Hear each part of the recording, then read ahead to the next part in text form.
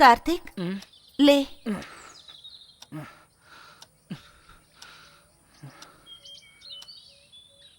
తాగు.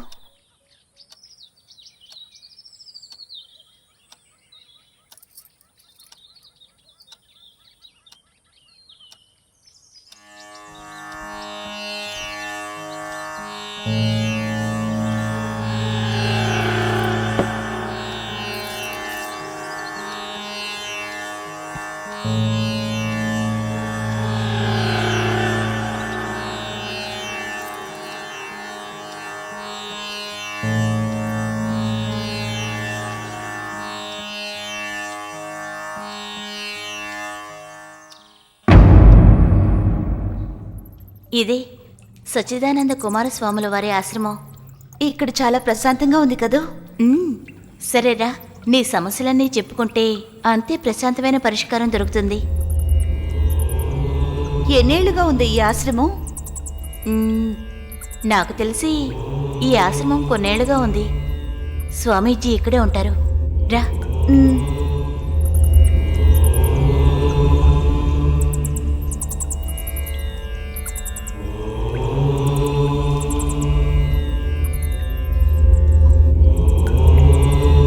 నమస్కారం నమస్కారం స్వామీజీ. శుభమస్తు. కూర్చో. స్వామీజీ, తను నా స్నేహితురాలు రాజేశ్వరి.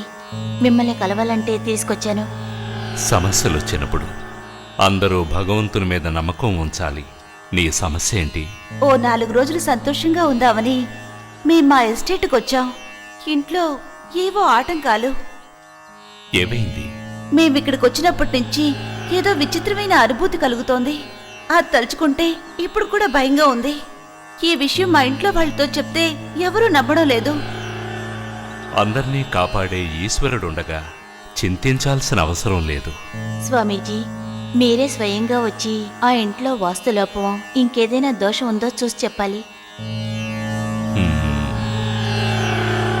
సరే, అలాగే వస్తాను. మొత్తానికి మంచి జరిగితే చాలు. ఒక పూజ చేయాలి. అందుకు కావలసిన ఏర్పాట్లు చేసుకోండి. అలాగే స్వామీజీ. వస్తాం స్వామీజీ. మంచిది. వస్తాం శుభం స్వామీజీ. కలుగును గాక.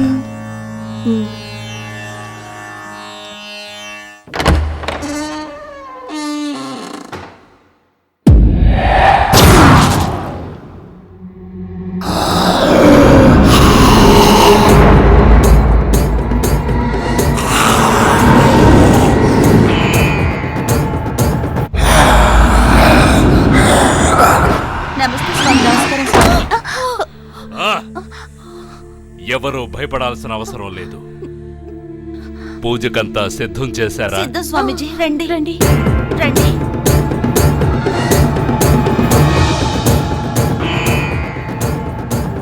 ఆ తాయెత్తు నీకెవరిచ్చారు? ఇదా?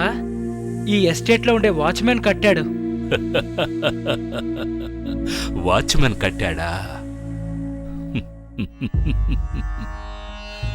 నేను వాడి రక్షణ కోసం కడితే వాడు నీకు కట్టాడా? ఓం నమ శివాయ.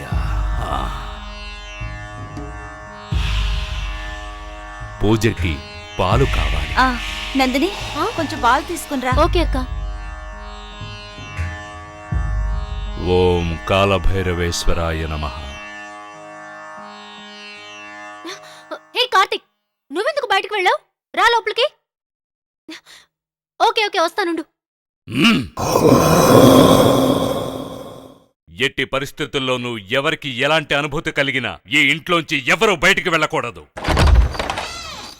కార్తిక్, కార్తిక్! తలుపు ఎవరు మూశారు? తలుపు తెరవండి!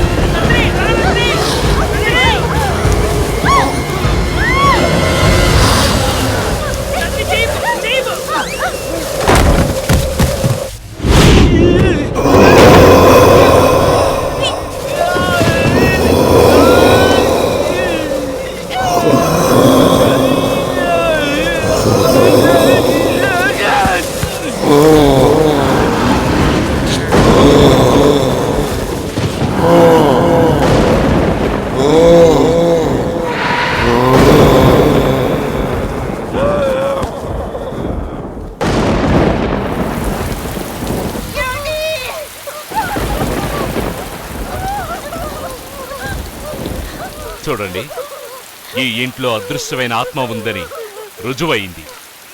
రాబోయే అమావాస్య నాడు ఆ అదృశ్య ఆత్మకి ఒక